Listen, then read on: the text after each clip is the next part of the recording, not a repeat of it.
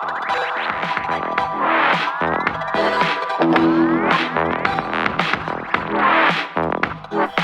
Lost in Plot, and we are back with the HBO original series. It is back!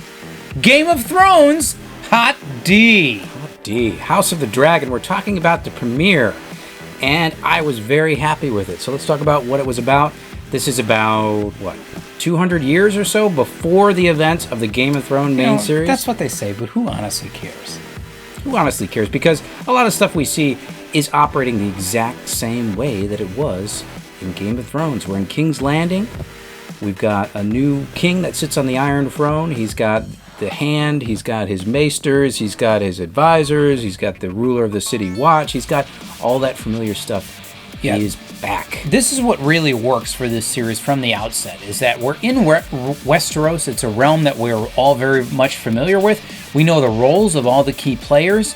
We know exactly what the ambitions are because it's been set up so well by the original Game of Thrones series that it's very easy to fall right back into that rhythm with Hot D.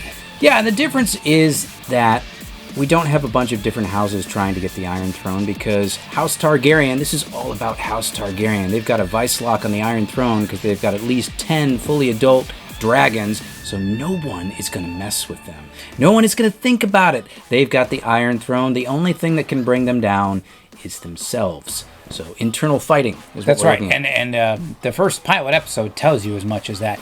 And really, that's where the strength comes in, is that what is it that makes this episode really go is a strong, clearly defined antagonist who is extremely well acted. Probably the best acting in the pilot episode is done by our antagonist here, who has clear ambitions, clear goals, clear motives, and clear disdain for anyone who stands in his way. And I think that is Daemon Targaryen, if I remember Correct, his name Daemon Targaryen. correctly. I forget the actor's name.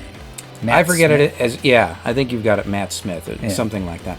He is the younger brother of the king, so obviously this whole episode is about who the king's heir is going to be. At this point, he does not have a son, but his wife is pregnant, he's got an older daughter, and if all of his heirs fail to claim the throne, it will pass to his younger brother, a man that is all aspiration and violence and every vice you can think of, and is played outstandingly in this first episode. So he's made him the leader of the City Watch and kept him close on his counsel, but things are going to come to a boiling point by the end of this episode. They do a great job.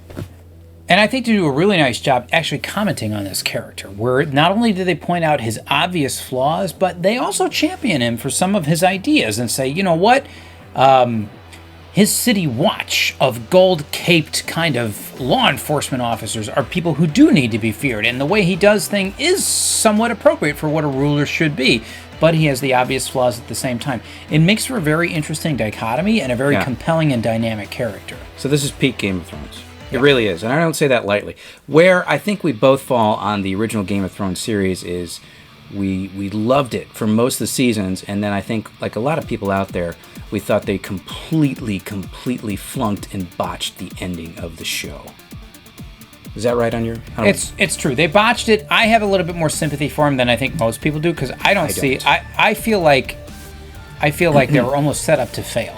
Because the nature of entertainment, it's almost somewhat,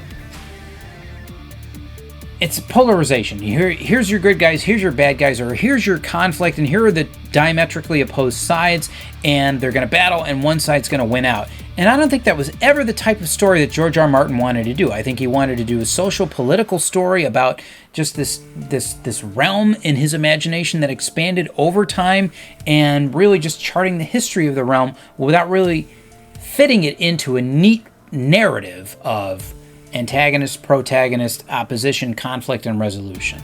So I think what you're describing is the show is really never meant to end. And yes. When they were forced to come in and bring the ending, that's when things just fell apart. So it was forced, because they had to force what didn't want to go that way. They had to force it into that little neat box, and I think that happened throughout the duration of the show. I think people liked it because it defied narrative conventions on so many levels with different characters and different plot elements, and then they despised it because of how neatly it fit into those plot elements in order to wrap things up in a nice, neat bow. Well, the showrunners for that original series were Benioff and Weiss, and they are not back here. So whether you blame them, think they suck because they ruined the end of the show. They've become reviled figures. Reviled. What I take from this first episode, and again, it is only one episode. It is. I think we've got really good showrunners for this show. I think we're in very good hands because after I saw it, I saw who the showrunner was, at least one of them, and it is a guy named Miguel Sapochnik, and I'm probably saying his name wrong, but if you remember that name, it's because he directed a bunch of episodes from Game of Thrones. Now, if you think about Game of Thrones, what were some of the most epic episodes that you can remember? Well, some of the conflicts that I remember most not the conflicts, the actual episodes, because this guy directed a bunch of the most epic episodes from Game of Thrones that if you think about them, the ones that you really remember, chances are he directed them. Well, one of the ones I remember most fondly was when Pedro Pascal, who is the champion of Dorne, stands in for Tyrion Lannister in a conquest with the Mountain. You're ruining my point. Go. He didn't direct that, did he? I don't know. The ones that I know are the easy names like Hardhome, Battle of the Bastards. Amazing, yeah.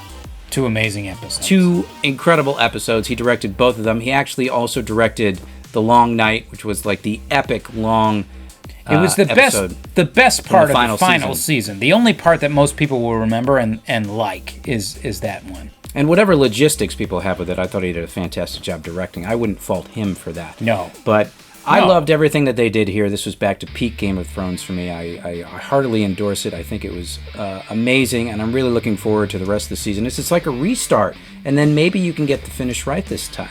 So it's been a massive success for HBO Max exactly when they needed it, because it seems like their entire company is just burning in flames right now. Yeah. And this was the best premiere that they've ever had on HBO Max, so good for them.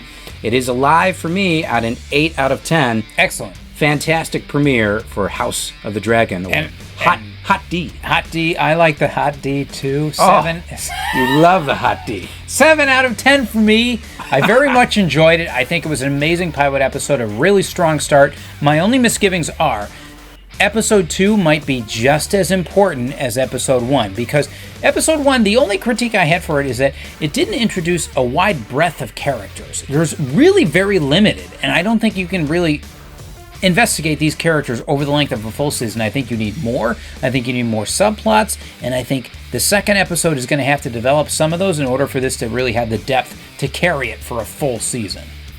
So you heard it. He needs some more Hot D. He hasn't had enough yet. So much more.